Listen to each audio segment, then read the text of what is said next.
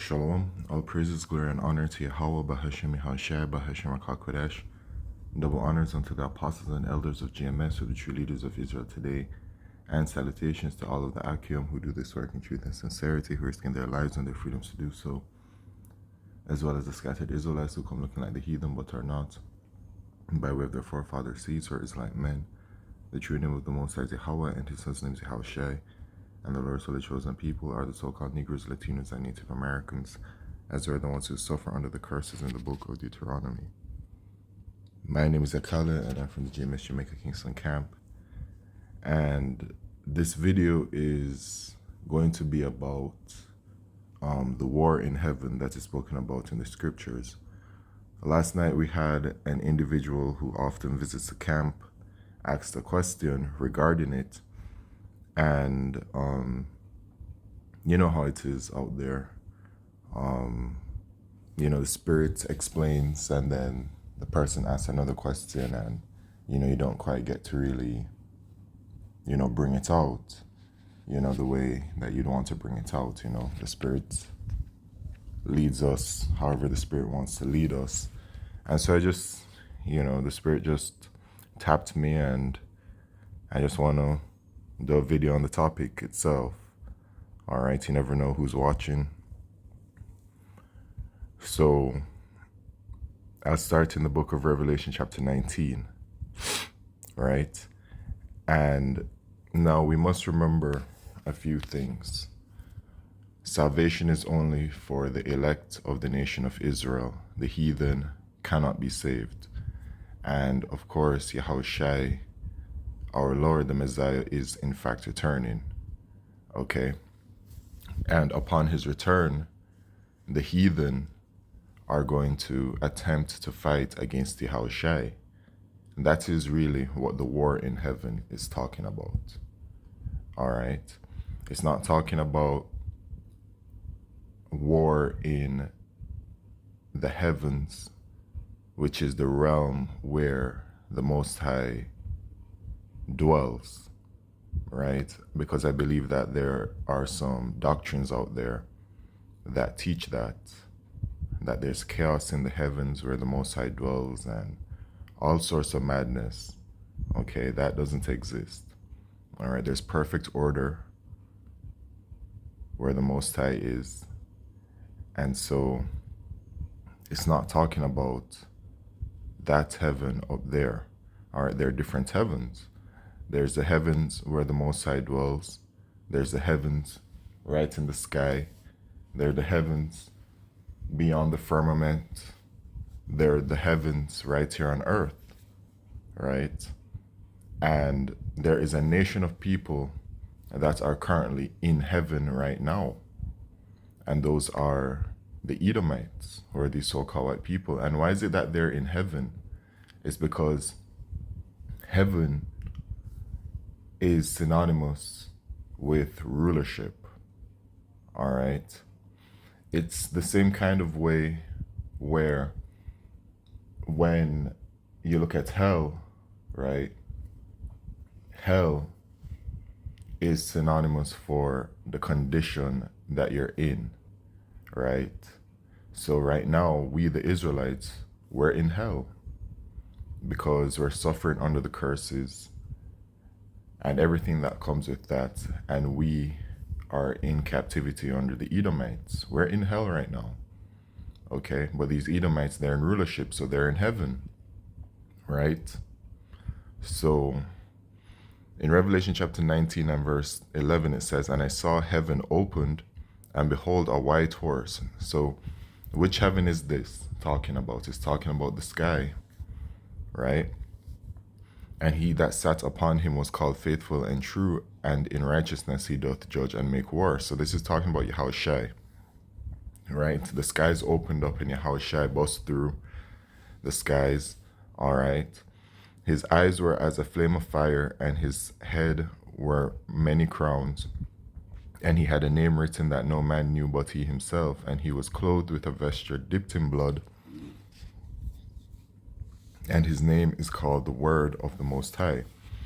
And the armies which were in heaven followed him upon white horses, clothed in fine linen, white and clean. And what are these armies? It's referring to the angels. All right, that's Yahushua's army, right? And it says, which were in heaven followed him. So they're in the sky following Yahushua. This is the return of Yahushua, right? In Revelation chapter 1 and verse 7, it says that every eye shall see him, right? The return of the Lord Yahushua, okay? So Yahushua is returning with an army, which are those angels, okay? And also, of course, the chariots of the Most High, which is the vehicle that the angels travel in, right? Those so-called UFOs that they call in this world, those are the chariots of the Most High. And out of his mouth goeth a sharp sword, that with it he should smite the nations, talking about the heathen nations, and he shall rule them with a rod of iron, and he treadeth the winepress of the fierceness and wrath of Almighty power. Yeah, so when Yahushua returns, he's returning with great force and upset, all right, at the state of the world. And why is Yahushua upset at the state of the world? Because the wicked are in rulership, and the wicked have made the entire world wicked. They're ruling, so the world is going to follow their ways.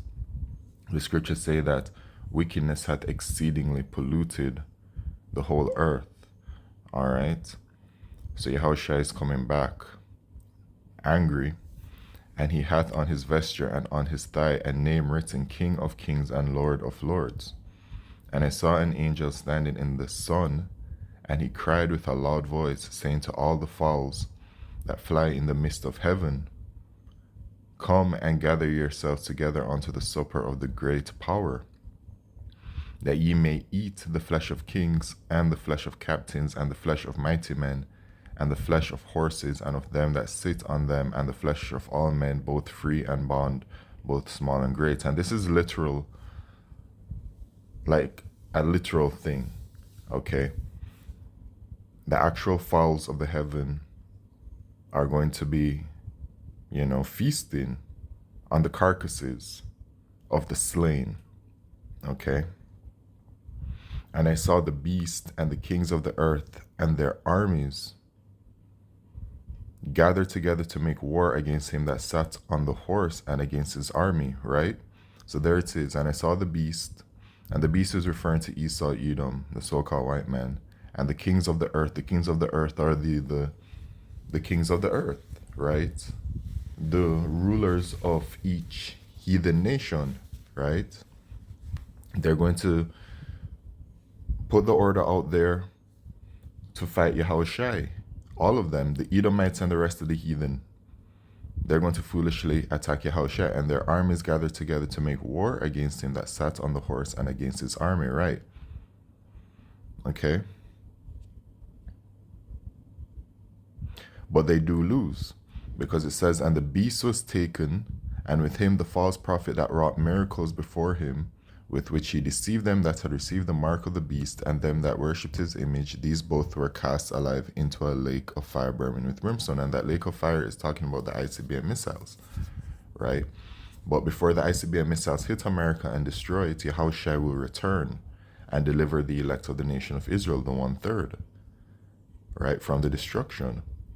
But while all of this is going on, all right, when Yahushua returns, Esau is going to fight against him foolishly. And so in Revelation chapter 12, when we go to this in verse 7, it says, And there was war in heaven. What's this heaven talking about? Up there in the sky. Okay? The one that you can like literally go outside right now and look up to the sky. That's what it's talking about. Michael and his angels fought against the dragon. Who's Michael? One of the top ranking angels. Right? It is that same Michael that is mentioned in Daniel chapter 12 and verse 1. And it says, And at that time shall Michael stand up, the great prince which standeth for the children of thy people. And there shall be a time of trouble, such as never was since there was a nation, even to that same time. And at that time, thy people shall be delivered, everyone that shall be found written in the book. All right. So Michael's mentioned here, and he's mentioned in returning with Yahushai, and taking part in the salvation of the elect of the nation of Israel, right? Because we'll be in the time of great tribulation, the time of Jacob's trouble, when it is that the elect of the nation of Israel is delivered, right? So Michael is one of those that will be with Yahushai, okay? And so it's going to be a very chaotic time when you observe the succession of events to happen, okay? In Revelation chapter 12 and verse 7, once again, and there was war in heaven, Michael and his angels fought against the dragon. So Michael and his angels, which Michael, once again, is one of those top-ranking angels, and the angels are the angels of the Most High, they will fight against the dragon. And what's the dragon? Esau, right? And the dragon fought and his angels. So the dragon fought. Esau is going to fight against Yahushai and the angels. And in your head, you may thinking, well, this is so foolish. Why would they do that? Yahushua is returning in all of his glory and all of his power, and the angels are the angels as well. And they're going to go ahead and they're going to attack them when they return. Yes, they are going to attack them. That's a part of the script. And they're going to lose. And the angel, the angel's dragons, the dragon's angels that is talking about are the flying spacecrafts that Esau has. Those fighter jets and whatever, those are his angels, right? And prevailed not, neither was their place found anymore in heaven. So they're going to lose, of course. And so their place will not be found anymore in heaven, right? They won't be found anymore in heaven. They won't be found in rulership, because at that same time when Yahushua returns, that is the signal of the end of the rulership of the Edomites. Yahushua is going to obliterate them when they foolishly attack him when he returns, and then he's going to put them into captivity, into slavery, okay? And they will no longer be in rulership. Then their hell will start.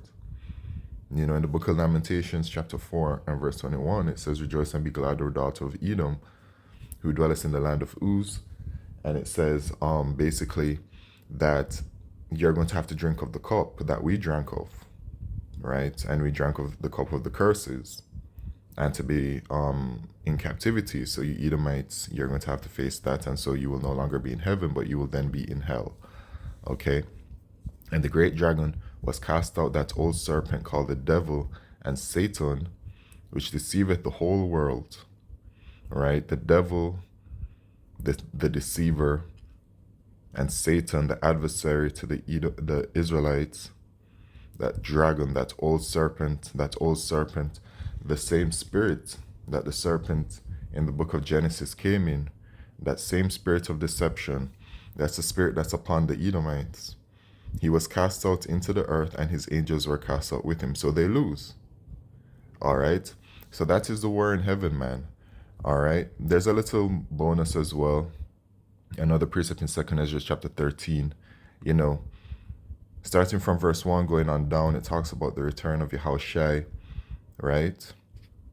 And then at verse 5 it says, and after this I beheld, and lo, there was gathered together a multitude of men out of number from the four winds of the heaven to subdue the man that came out of the sea. And that's talking, the man that came out of the sea is referring to Yahushai, right? And that sea is that sky. That's what it's referring to there.